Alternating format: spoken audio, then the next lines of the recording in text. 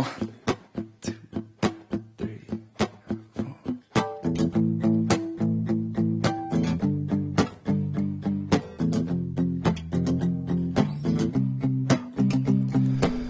Hi, my name is Joshua Kim. I'm a sophomore here at the University of Michigan. And, here we go. Lord knows that this world is cruel, and I ain't the Lord, no, I'm just a fool. And in loving somebody, don't make them love you. Hi, I'm Andrew. Rick Durant. My name is Katie Van Dusen. Andrew Liner. My name is Danny Romeo. Must I always? White, male, able-bodied, upper middle class, gay, Jewish, sort of. I self-identify as white, middle class, progressive, radical, Christian, and bisexual. I am male, Caucasian, Italian. I'm a musical theater major. I'm a college student. I'm an East Coast citizen, athlete. Other groups that I associate with, I guess, outside the LGBT kind of identity, I would say the only major ones that really describe me as Asian. I'm half Korean. I would say that the identities that I identify with would include being white, being gay, being Catholic, and being upper middle class. I recognize that I have a lot of other identities as well, such as being able-bodied, but I don't necessarily think about the other ones as much as I kind of engage with those four. And I would say of those four, I probably engage most with being lesbian, being gay, and being Catholic. If I was in your position, I'd put down all my ammunition. Those two are related a lot. Sexuality and gender tend to be two identities that are very closely linked. So my experience in this world as a woman is definitely affected by my experience as a gay individual and vice versa. Both are marginalized groups. And especially in the case of identifying as an LGBTQ person, whenever you're in a situation where you are a marginalized group in society, that identity becomes more important to you because it's more visible, first of all, and so you kind of are more aware of it just on a basic level. But also you're aware of how you're being treated differently, and a lot of times negatively because of that identity. I am one of the select few straight acting gay guys, which, has its ups and downs, but one of the biggest challenges at the beginning was when I was still finding my footing and trying to figure out what was going on with me, everything like that. I faced all the challenges with all of my straight friends who, may or may not be okay with it. I didn't know if I wanted to tell them, all that kind of stuff. But then at the same time, there was a lot of pressure from my gay friends who I was trying to, talk to about, how do I fit in with you guys? How can I find myself in this kind of community? And I was very much stuck in between both worlds. I didn't really belong in either one. So it took me a while to figure out, first of all, who I was. And then it took me even longer to figure out how to be myself and to fit in with other people without turning anybody off, which was kind of difficult at the beginning. Well, being that I am African American, or whatever you want to call me, when I was younger, I had problems with being black and not associating with other black people because they think that I am being white or a traitor to them. So yeah, and that goes also like being in my own sort of group of black people. I felt like I was being pushed out from their kind of group. Also with being gay, that too, they shun me away. So I just don't hang out with them.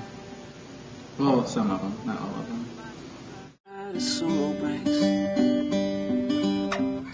Making up songs and words and singing from his soul.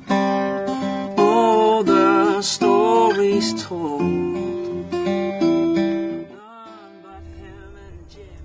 Well, one of the things that I've learned at the University of Michigan is that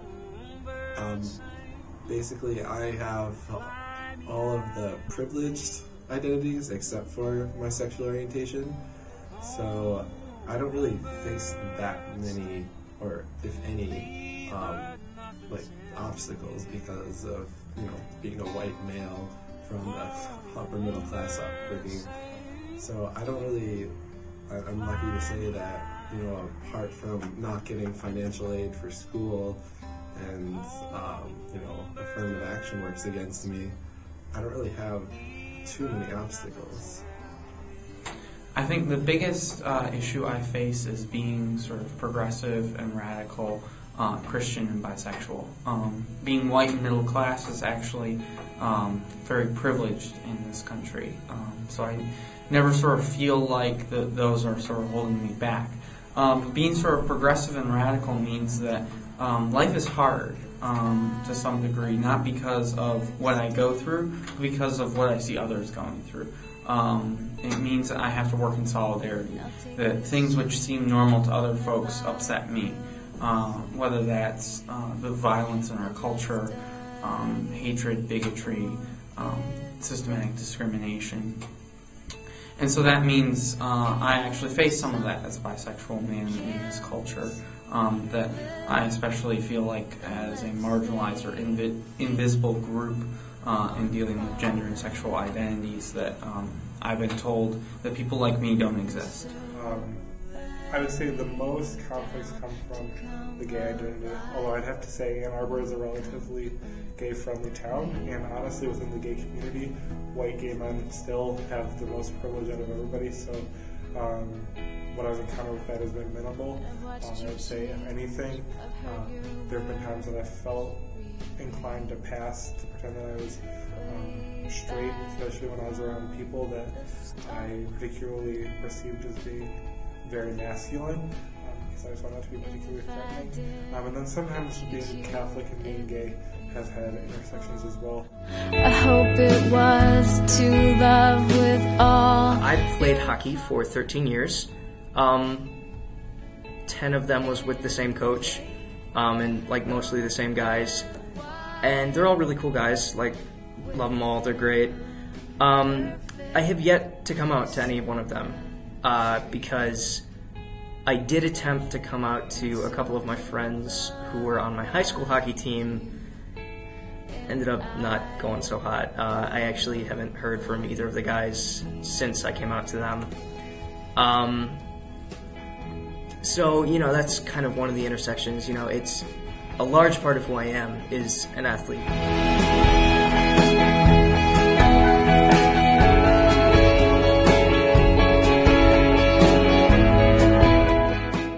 The way that I managed to deal with it in high school was, you put on different aspects of yourself, like you kind of cut yourself into sections, and so when I'm at school, when I'm in theater, I am, much more outgoing, bubbly, whatever, can sing, can do a pirouette in the classroom, whatever, talk about musicals, stuff like that.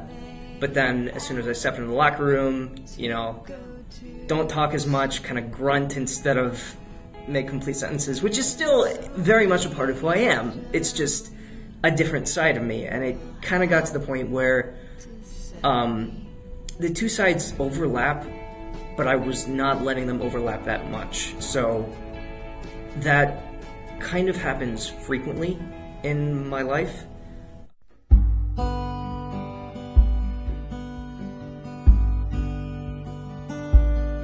See you shake through the night. So you don't really feel part of The gays or the black The people? gays or the gay black people or the black people. Really, even the gay black people? Yeah, they're so complicated.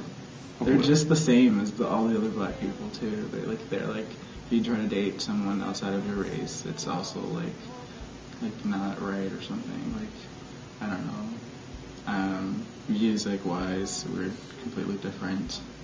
Just a lot of things that I'm interested in that I'm not as interested in as they are. Because it's almost like I'm into different like cultures and they're not. They're just into like their own way. Yeah. Not all of them. I would say that in some parts of the LGBT movement, religion is very much stigmatized, especially religions that are perceived as being homophobic, like Catholicism. So, kind of like I mentioned before, having to pass as straight, there have been times that I've passed as not religious or not as serious about being religious as I might have. And sometimes it makes me really uncomfortable because being gay and being Catholic are both important parts of my identity. And in some ways, I hesitate to say this, but in some ways being Catholic is more important to me than being gay. But it's a really complicated thing to say, so there's a lot to that. So especially when I have to hide that, it really gives me bad vibes and makes me not want to be involved. What's always been interesting is the intersection between Christian and being part of the LGBT community. It's a fairly unintuitive mix together. I know a lot of people say that you can't be both. That you have to choose one or the other. That being LGBT means that you have to basically boycott against Christianity. That the systematic injustices done by the church is sort of unacceptable, and that you cannot take that and have to take a stand by not being part of that. The other side of that is a lot of people say that homosexuality or gender identities different from male or female are morally wrong, and that the Bible says that you cannot be that and participate in Christian life. I think that those two ways of thinking about them are wrong. I think that my experiences have been actually, at least here in Ann Arbor, been affirming of my Christian identity and being part of the LGBT community. Well, like I kind of alluded to before, being Catholic and being gay has intersected. And that intersection is a lot more complicated than a lot of people think. I design my own major in religion and sexuality studies, so obviously I take that intersection really seriously. But I've been very fortunate in that I've gone to almost exclusively liberal Catholic parishes. I've been very LGBT friendly, and I've been fortunate to have very supportive friends. So that intersection hasn't caused too many problems for me. I would say when I first came out it did, because I was very confused what it meant to be gay and Catholic, but especially as I've grown to know myself better, I found that it hasn't been a problem at all.